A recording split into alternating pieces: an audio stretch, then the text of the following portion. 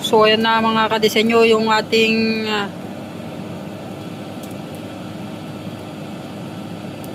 mga kadesenyo yung ating imbensyon. Grabe. Sobrang lakas. Para masitilin. Hinaan lang natin yung apoy. Ito pala yung ating controller. Ayan, oh. Ayan. Dahil basa yung ating nilagay na rice hull, ay gumamit tayo ng mga kahoy para may katulong siya sa pagbabaga ng kanyang rice hull. So ayan na. Lakas. So pwede magluto ng bulalo dito.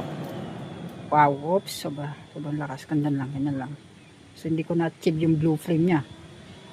Yun yung ating pag-aaralan kung paano natin, yan, ganyan lang dapat sakto lang din yung flow ng kanyang blower para hindi yan lang natin, para mag bluish. So masyado siguro dikit yung nilagay nating butas kaya hindi siya nag blue. Yan, kahit pa paano ay yan napagana natin.